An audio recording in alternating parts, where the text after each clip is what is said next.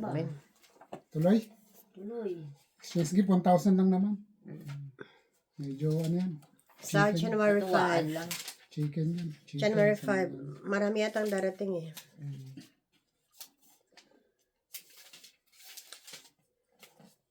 Ayun.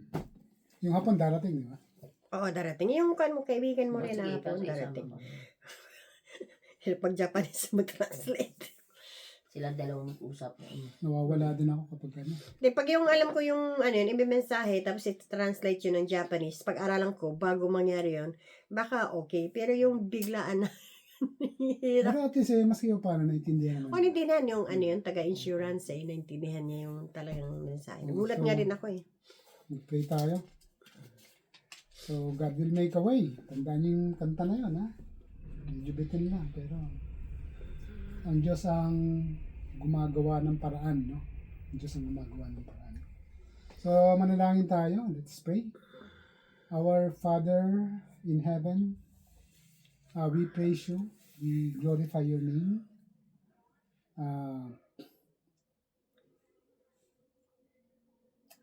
You are great, Lord, and you continue to guide us, protect us every day, every minute, every hour of our lives. And thank you also for today. Thank you for this opportunity of having this fellowship with you. Please, Lord, lead us, and as we are going to listen to your voice, to your words, to your message, please help us to understand and assimilate everything that you want to tell us. So Lord, kami po ay nagpapakumbaba sa oras na ito. At nawa Panginoon ay taglayin namin ang iyong pagpapatawad sa aming mga pagkukulang for the past days. At bigyan mo po kami ng isipan na mapagpakumbaba at marunong tumanggap ng iyong mga kagustuhan sa aming buhay, Panginoon. Lord, hinihiling ko po na ang iyong banal na Espiritu ang siyang manguna sa bawat isa. Kasabay po ng pagpananambahan ng mga kapatirang Kristiyano sa iba't ibang lugar, Panginoon. We are one with them. And Lord, we also pray, Panginoon, sa mga kaguluhang nangyayari sa iba't ibang bahagi ng mundo. Kahit man sa panalangin, Panginoon, maging bahagi kami ng pagtulong sa kanila, sa Syria, sa Ukraine. Lord, we do not question your power, but we ask for your guidance upon them, upon those people. Kami, Panginoon, namumuhay kami ng maayos, may peace of mind sa lugar na to at ang aming mga pamilya sa Pilipinas. But then those people who are suffering from war, nagtatago sa mga critical areas, Panginoon, para hindi maapektuhan. Napakahirap ng ganong buhay, but then we pray for them, Panginoon. Tulungan mo po sila. Lord, I also pray for our family back in the Philippines. Ano man po yung kanilang pangailangan, ikaw po siyang tumugon. At sa amin dito sa bansang Japan, Panginoon, tulungan mo rin po kami, bigyan mo po kami ng patuloy na kalakasan, kagalingan sa aming mga nararamdaman, physically, spiritually, at emotionally, psychologically, Panginoon. Ikaw lang po ang siyang makakapagpagaling sa mga imposible na gumaling sa aming mga buhay, Panginoon. Lord, thank you, and we appreciate your presence sa oras na ito. Sa pangalan ng Panginoong Jesus. Amen. Amen. Okay, so, nung nakaraan, no, ano ba yung napag-usapan natin? Sino nakakaalala? Last time. Yung...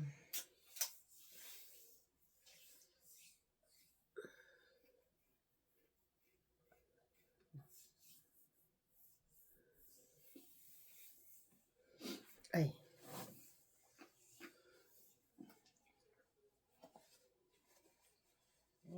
ano yun sis, ang karaan na. Angkop sa pagtitiwala natin sa Panginoon Diyos. Ayan. So, ano yun, no? Related doon, no? Mm. We talk about our loving God. Kung gaano tayo kamahal ng Diyos, no? Ah, we talk about God of justice. Okay? Pero mas nangingibabaw yung kanyang pag-ibig sa bawat isa.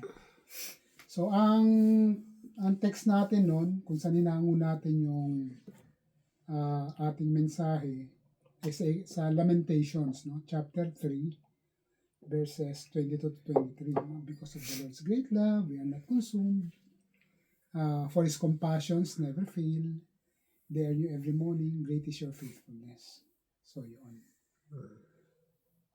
And of course, maraming mga passages o text sa Bible na kung saan makikita natin o mababasa natin, no, kung gaano kabuti ang Panginoong Diyos. Like for example, sa Nahum 1:7, the Lord is good, the refuge in times of trouble. He cares for those who trust in Him. So yung pagmamahal ng Panginoong Diyos, laging may kaakibat na, kumbaga may partnership yan eh. Okay? Halimbawa, ikaw, yung anak mo sa Pilipinas, nag-aaral. Ikaw naman, sa part mo rito, nagbibigay ng sustento. So, partnership lagi. So, kung sino man, ano ba, sa trabaho naman natin, nagtatrabaho tayo, sinasweldohan tayo. So, hindi ka naman pwede magtrabaho na wala sahod. walang sahod. So, sabi nila, binigyan ka na nga ng trabaho, naghahanap ka pa ng sweldo. Joke lang yun. Pero hindi ganon, no? Usually, may partnership, okay? Ang tubig, lagi siyang kombinasyon ng dalawang, sa bawat no? Sa bawat elemento, laging may kakombinasyon. Katulad sa tubig, ano bang chemical formula ng tubig? So, simple lang siya. Pero may chemical formula siya, yung H2O, no? Hydrogen oxide. So, H2O. Pag sinabi mong H2O, tubig yun. Pagka-asin naman, sodium chloride. Lagi may kombinasyon yan, partnership. So, ganun din sa pagmamahal at pag-ibig ng Diyos sa atin. Lagi may partnership yun. Although, of course, laging nangunguna lagi yung pagmamahal, care ng Panginoon, yung kanyang awa, habag. Sa atin naman, on our part, dapat laging nandun na yung paniniwala, pagtitiwala natin. Okay? Hindi naman po pwedeng mahal na mahal tayo ng Panginoon tapos sinitsapwera natin siya. Hindi naman pwedeng ganun. O hindi naman pwedeng mahal na mahal natin ng Diyos, nagtitiwala tayo sa Kanya, dededmahin naman tayo ng Diyos. Lagi may partnership yun, di ba? So ganun lagi. Ganun ang pinapakita sa mga teksto patungkol sa ating Diyos na mapagmahal, Diyos na mapag-alaga, Diyos na mahabagin. Okay?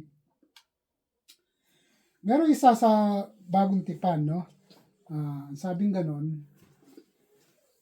patungkol naman ito doon sa ating kung paano tayo magtiwala at kung paano natin paano tumutugon, no? Yung Diyos sa ating mga hinaing. Okay? Pag sinabi mong hinaing, kaibahan yun sa request. Okay? Pag sinabi mong hinaing, medyo mas malalim na yon, no? May kasama ng emosyon. May malalim ka ng pinaguhugutan. Okay? Yun yung hinaing. Plea. Pag sinabi mong request lang. Kung, parang mababaw lang yan, Lord.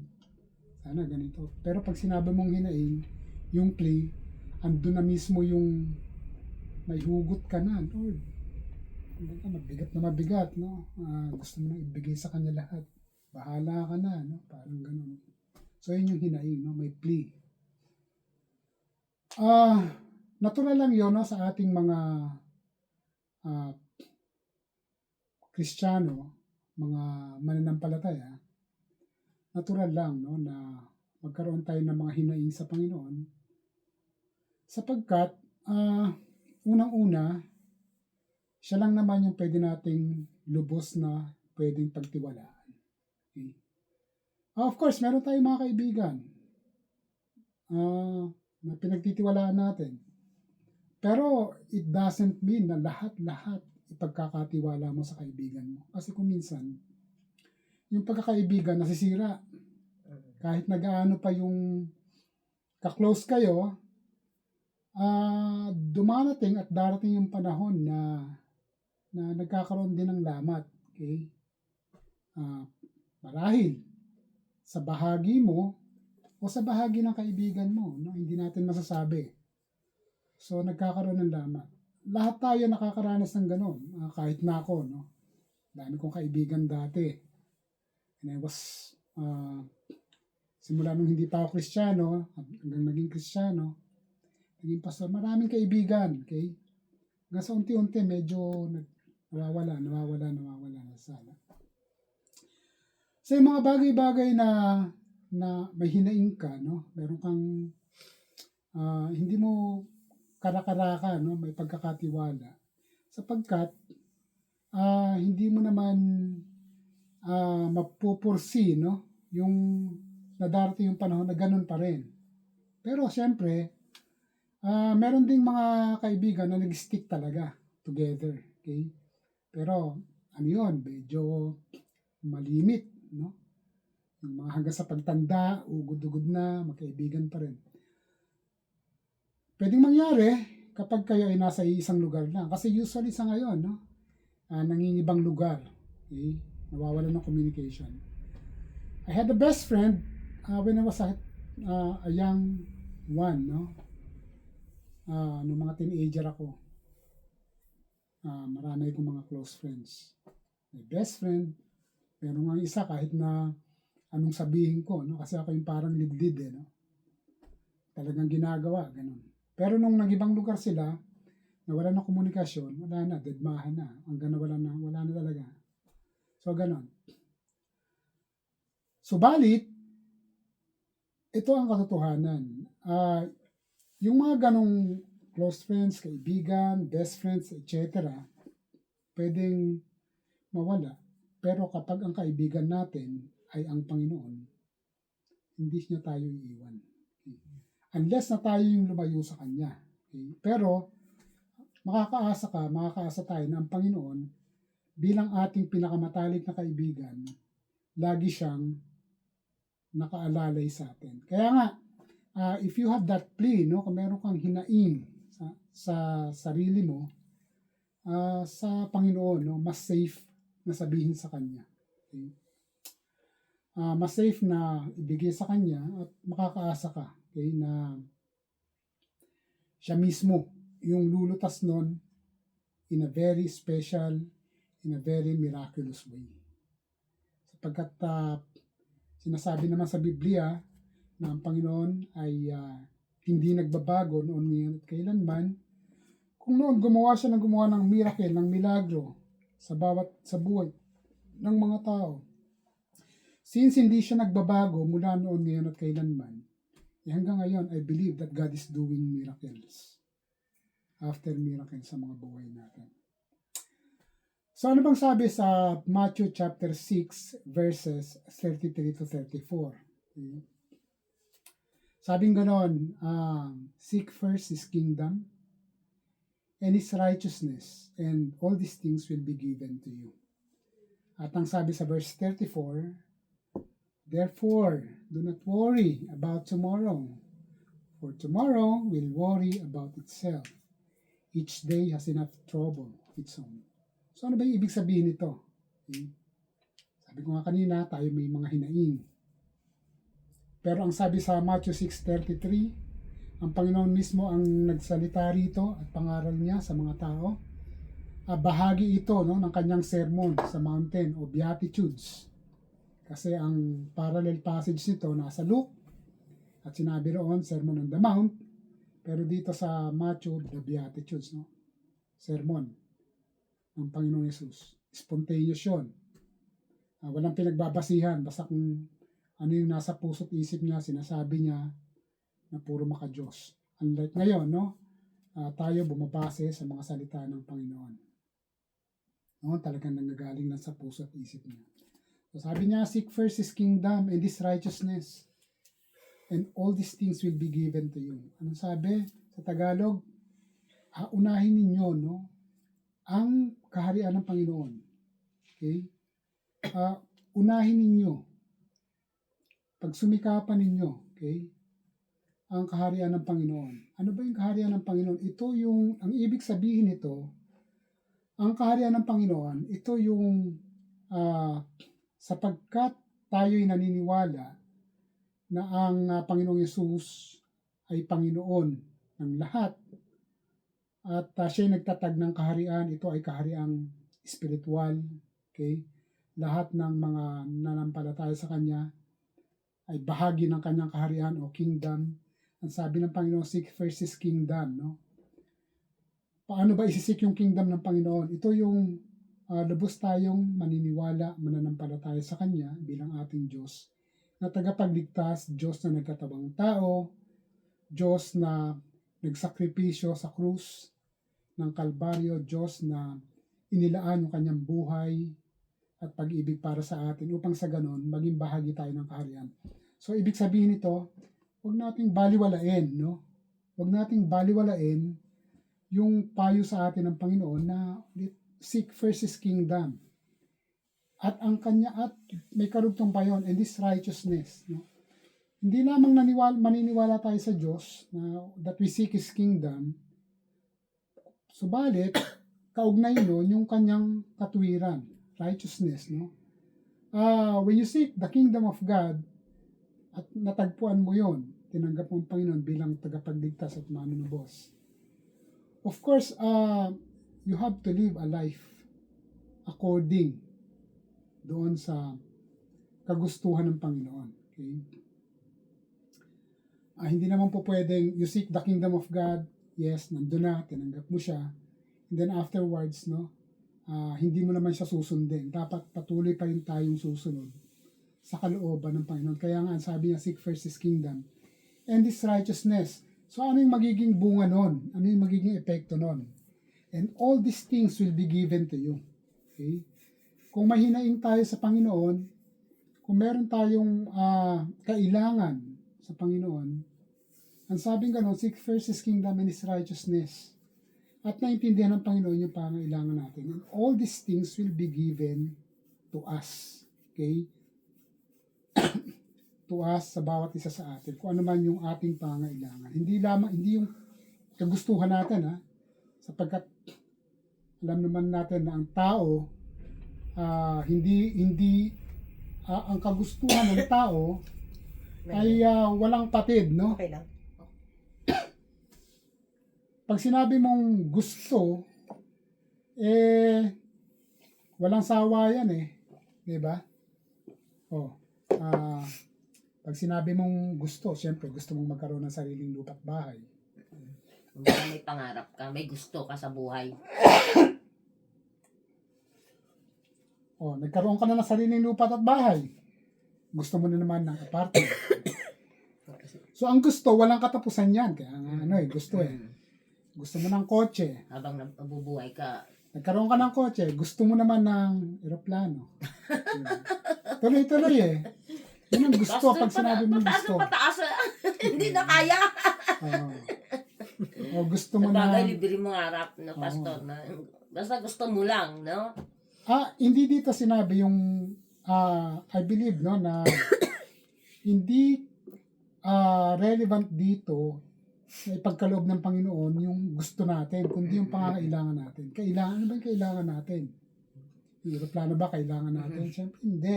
Yung pinaka-priority talaga natin. Ano ba yung kailangan natin? Yung basic needs. Pagkain. Damit. Hindi naman pwedeng wala kang damit Lalo na ngayong winter, di ba? Yung pagpapakulay ng buhok. Kasi kung minsan gusto mo maging bata. So you need, no? Magpakulay ng buhok. Magpapilik mata. Sometimes you need that for aesthetics. So mga bagay-bagay na kailangan natin, yun yung tinutugon ng Panginoon, no? Pero sa kabila nun, may tatlong sagot pa rin ang pwede sa ating ipagkaloob ng Diyos, no? Yun yung sige, o hindi, at dahil hindi naman nararapat, at maghintay ka muna, wait muna. Ganun. Anong sagot? Pwede. So again, Matthew 6:33, seek first His kingdom. Unahin muna natin, no? Yung kaharian ng Panginoon, yung katulad nito, fellowship. Okay? Every Sunday. Actually, unfortunately, no, si sister, medyo naiba, no, yung pinuntahan. No? Yeah, Pero fellowship. ganito dapat yung mauna. Kung tutuusin, no, sa ganito kalamig na panahon, parang mas gugustuhin mo na lang matulog. Diba? O katulad ni Sister Lourdes. Galing pa siya sa Sakay. Medyo maginaw. Pero pumilit pumunta rito. Well, that's good, no? Sapagkat yan yung kinalulugdan ng Panginoon. Seek first His kingdom and His righteousness, and all these things will be given to you.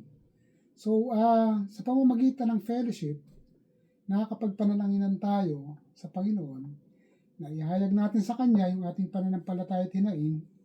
And of course, I believe that God will answer those prayers according to our needs. Hindi naman ako nagsabi. Jesus, ang Panginoon Jesus mismo nagsabi, seek first His kingdom and His righteousness, and all these things will be given to you. Okay? Sinabi yan, it's being profounded by Jesus Christ. At sinundan niya pa yon, Matthew 6:34, no? Ang sabing ganon, kaya nga, okay, therefore, do not worry about tomorrow. Okay? Wag niyong alalahanin ang kinabukasan. Okay? At ang kinabukasan ang mag-aalala sa kanya. Kumbaga, yung formula na ibinigay ng Panginoon sa Matthew 6:34, it's a secret and simple formula for happiness of the day. Okay? Kasi kung lagi mong iisipin yung kinabukasan, nakakalimutan mo na maging masaya ngayon. Okay? Halimbawa, nandito ka nga, pero ang iniisip mo naman, ano kayang gagawin ko bukas? Ano kayang mangyayari bukas? Ano kaya yung mangyayari sa future? Ano kaya mangyayari after 10 years? Ano kaya mangyayari after 15 years? Ano kaya mangyayari? Minsan, yun great temptation sa atin. Kahit na ako, hindi ako exempted sa kanya, sa ganyan. No? Especially nung nag-try ako maging caregiver. No? Nakikita ko yung sitwasyon ng matatanda. Parang iniisip ko na kaagad yung future ko. No? So, hindi ko namamalayan na yung simple happiness of the day, nakakaligtaan mo na. Kasi iniisip mo na kagad yung mangyayari sa'yo. So, yun yung kaya yung minsan, maraming mga tao, punong-puno ng takot dahil iniisip nila yung kinabukasan. Okay? Hindi na sila mapakali hanggang sa nakakaligtaan na nila na yung araw pala na to, ito lang pala yung dapat munang isipin sa ngayon. Although may plano ka, marami naman tayong mga plano, di ba? Sino bang walang plano rito sa buhay? Pero of course, plano yan. Hindi mo dapat isipin ng todo, pagtuunan ng pansin na makakalimutan mo na yung ngayon. Okay? Sapagkat ang importante yung ngayon. Di mo nga alam kung buhay ka pa bukas, after 2 days, after 1 week. So, isipin mo yung ngayon, enjoy the day. Okay? Enjoy the day with the Lord, lalo na ngayong Sunday. Maraming mga plano sa buhay ng tao. Sabi sa Proverbs 19:21, many are plans in a person's heart. No? Maraming mga plano sa puso ng tao. Pero alam niyo ba, it is the Lord's will that prevails. It is the Lord's purpose that prevails. Laging ang nananaig at nangyayari ay ang layunin ng Diyos. So marami kang ang plano. Totoo naman yan. Sabi sa Proverbs, no? Solomon, marami mga plano sa puso ng tao, pero ang layunin ng Diyos ang siyang nananaig. Okay? Kaya nga may mga plano tayo na hindi natutupad Kasi may plano pa, ang kagustuhan pala ng Diyos yung mangyayari sa atin. Naalala ko tuloy. Nung ako ay graduate ng high school, okay? Kakasabayan tayo eh. Sa high school kasi may NCE Oo, hindi. na kapag ka mababa ang score mo ron, hindi ka makakapag-college College. sa kurso na gusto mo. Mm. Na-abolish lang yun noong 1994 eh. Kasi nga, ang daming mga estudyante, kahit na valedictorian, kapag mababa sa NCEE, hindi nakakapag-college. Hindi mo makukuha ang gusto mo Oo. pinapangarap. Kasi, halimbawa, ang score sa NCEE dati, kapag 87 pataas, pwede kang kumuha ng political science. Pag mababa ron, hindi na pwede yun. Pag 85 pataas, pwede kang kumuha ng engineering. Pag mababa na ron, hindi ka makakuha kasi yun ang hinahanap. Unlike ngayon, wala na NCE ngayon. Wala na. So kahit na napakababa ng grado mo, hindi ka naman matalino o matalino ka, pwede kang kumuha ng kurso ayon sa gusto mo. Basta may pera ka. So. Hindi ka basta tulad pera. nun. May NCE ka nga nun. Okay? Tapos wala ka namang pera, wala kayong pera. Wala rin. Wala kang pamparal sa sarili mo. Wala rin, hindi ka rin makakuha. Ayan. Ang pangarap ko noon, no, maging abogado talaga. Yun talaga pangarap ko. Yun talaga pangarap mo. Oo. Pastor. So, unfortunately, hindi ako mababa ako sa NCE. 80 lang. Hindi mo na ano. Oo. So, hindi ako pasado ron, di ba? Oo. So, ang ginawa ko noon, wala kaming pera. Oo. So, kahit anong gusto kong gawin, wala talagang way. Oo.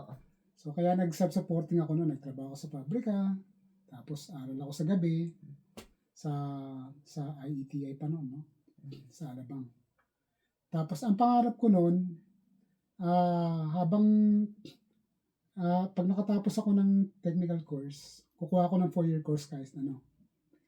Tapos, doon ko na itutuloy-tuloy yung abogasya kasi na-abolish ng 1994. Pero hindi natuloy, no? Dami kong plano noon. So, kaya totoo yung sinasabi sa Proverbs, ikaw, di ba? May mga plano ka, marami kang plano. Mga anak mo, etc. Si Sir Clofe, marami mga plano. Totoo yung sinabi sa Proverbs, no? Many are plans in a person's heart, but it is the Lord's purpose that prevails. Marami tayong mga plano sa puso natin. Pero ang layunin ng Panginoon, siya yung nananaig. So hindi natin pwedeng kontrahin ng Panginoon. Okay? Lalong-lalo na kung ikaw ay nakakilala sa Diyos, hindi natin pwedeng kontrolin yun. So, minsan magtataka tayo, bakit ganito yung naging direksyon? Siguro, yan ang plano. Gusto sa'yo ng Panginoon na mangyari. So, hindi natin, although marami mga plano, huwag tayo mag-focus maigi ron na sukdulang makalimutan natin yung ngayon. Yung happiness, yung joy na ipinagkakaloob ngayon. Ang sabi nga ng Panginoong Hesus, again, therefore, do not worry about tomorrow. Kung may mga plano ka, marami kang plano, wag kang magseryoso dyan ang gusto, okay? Wag mong isipin. Isipin mo yun ngayon. That's the key to a simple joy and happiness. Wag mong alalahanin ang araw, ang kinabukasan. Ang kinabukasan na siya mag-aalala sa kanya. Okay? Dinugtungan niya pa yun, no? Each day has enough trouble of its own. Kung may iniisip ng alalahanin kinabukasan, hindi man plano, problema, mabigat, hayaan mo yun. Let's face it, when tomorrow comes. Okay? Sabi ng ganon, ang bawat araw, sabi ng Panginoon, has enough trouble of its own. Ngayon, ito Sunday. Kung meron tayong kinakaharap, ito yung isipin natin. Pag-pray natin sa Diyos, siya yung magbigay sa atin ng karunungan, wisdom, to tackle, no? To solve whatever the problem is. Okay? At tatingnan ninyo, no? Miraculously gagaan yung pakiramdam mo. Okay? Miraculously. So, ganun yun. That's the key to a simple happiness of the day. Wag niyong wag din nating isandal yung joy o yung joy at happiness. Joy at happiness magkaiba yan. Wag nating isandal yung joy at happiness sa ibang tao. Kasi mapuprostrate ka lang. At sa Panginoon. Okay? Yung ngayon, yung relasyon mo sa Diyos, naniniwala ka na ang Diyos ay nasa puso mo. Whatever worries do you have, give it to Him. At makikita mo, no? Parang gagamutin ka ng Panginoon. Andyan lagi yan. The Lord is working miraculously, spiritually, sa ating puso at sa ating isip. Okay? Ganon makapangyarihan ang Diyos. Ganon siya kumilos. Minsan nga, nagtataka tayo no? Na kumbaga, bigat-bigat ng pakiramdam natin. And yet, afterwards, when we pray, kapag isinuko na natin sa Diyos, biglang gumagaan yung pakiramdam. Although, kung isipin natin, andyan pa rin yung problema Di ba? Pero nagiging magaang siya sapagkat binibigyan tayo ng Panginoon ng refreshment. Okay? The Lord refreshes our soul. Parang pagod ka na. Okay? Ang sabi nga sa 1 Peter 5:7, cast all your cares on Him for He cares for you.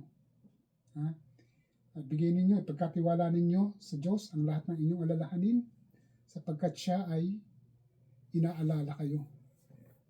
Sabi ni Peter. Okay? Blessed are those who trust in the Lord, whose confidence is in Him, sabi sa Jeremiah 17:7. Okay? At marami pang verses sa Bible na kung saan makikita natin ang patunay ng Panginoong Diyos ay kumikilos miraculously sa buhay natin. Ano sabi ni David sa Psalms 94 verse 18? When anxiety was great within me, your consolation brought me joy. Kung ang takot ay matindi sa puso ko, okay? Yung consolation, no? Anong Tagalog ng consolation? God consoles you, okay? Yung sinasamahan ka ng Panginoon at yun ang nagbibigay sa iyo ng kaligayahan o kagalakan. So, huwag natin kalimutan yon. We can quote a lot of verses in the Bible na kung saan yung miraculous healing, spiritual healing, psychological healing ng Panginoon ay talagang nag-uumapaw. Anong sabi niya sa Matthew chapter 5 verse 4? Blessed are those who mourn, for they will be comforted. Okay? Yung mga nananangis, blessed them, sapagkat sila ay i-comfort ng Panginoon. Etc. No? Napakaraming verses sa Bible. No? We can quote over and over, we can quote a lot of verses dito sa Biblia na kung saan nagpapatunay na ang Panginoong Diyos ay dakila, Panginoong Diyos ay patuloy na kumikilos sa ating mga buhay at patuloy niya tayong ginagamot, no? Spiritually. Hindi lamang siya gumagamot physically, miraculously, kundi spiritually, mentally. I-refresh na tayo. Ganon kabuti at ganon tayo kamahal ng Panginoon. No? I-add pa natin yung sinabi, the passage that we discussed last time, because of the Lord's great love, we are not consumed. For His compassions never fail, they are new every morning, great is thy faithfulness. Okay? So, ganon kabuti ang Panginoon. Okay? At ang sabi sa 1 John,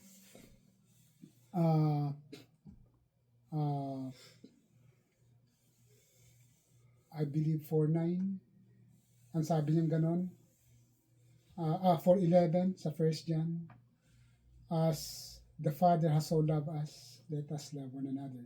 So, yung first part nun, as the Father has so loved us. Ganun. inibig tayo ng Panginoong Diyos ng matindi. Okay? Lalong-lalo na tayo ay nagtitiwala at nananampalataya sa Kanya. Hindi lamang sa tayo ay nilikha ng Panginoon, kundi tayo ay isa sa mga pinili niya na maging bahagi ng Kanyang kaharian. Again, ang sabi sa Matthew chapter 6 verses 33 to 34, ulitin ko, seek first His kingdom and His righteousness, and all these things will be given to you. Therefore, do not worry about tomorrow, for tomorrow will worry about itself. Each day has enough trouble of its own. Let's pray. Father God, we thank you for your words. We thank you for your message. We thank you sapagkat alam namin, Panginoon, that you are answering our pleas, our prayers. Ang sabi nga ni Apostle Paul, Panginoon, sa Philippians chapter 4, verse 6, do not be anxious about everything, but in every situation, by prayer and petition, with thanksgiving, present your request to God. Huwag kaming matakot sa lahat-lahat, subalit sa pamamagitan ng panalangin, ng petition na may pasasalamat, ipagkaloob namin sa iyo ang aming mga requests, ang aming mga hinaing. So today, Lord, we are requesting whatever please we have, problems, worries. At ganun din po, Panginoon, maraming salamat sa kagalakan, for the happiness, because we believe that you are here. And I especially request a prayer for Sister Lourdes today. Tulungan mo siya, Panginoon, whatever problem she may have. Ikaw po magbigay sa kanya ng miraculous help, healing, Panginoon, spiritually, mentally, and psychologically. Lord, ganun din po sa buhay ni Sister Cleope, kanyang anak na si June, tulungan mo rin po sila. Especially sa kanyang pag-uwi sa Pilipinas, I pray for your traveling mercy upon her, guidance. She'll be able to land in the Philippines safe and come back here safely. I also pray for myself, Lord. Please do motivate me, do encourage me sa paglilingkod sa iyo, Panginoon. I pray for Mayan, saan man siya naroon, Lord. Kalingayin mo po siya. Touch her psychologically. Tulungan mo siya, Panginoon, spiritually. And all the rest, Panginoon, ng aming mga kapatiran, si Yushiro, wherever he may be, tulungan mo rin po siya, Panginoon, bigyan mo siya ng kalakasan, and all the rest, Panginoon, na nakasalamuhan namin dito. Lord, we pray also for our late Christmas party on January, nawa ay maging maayos ang lahat. Yes, Lord. Lord, muli, maraming salamat sa iyo. Sa pangalan ng Panginoon, ito po ang aming mapanalangin. Amen. Amen.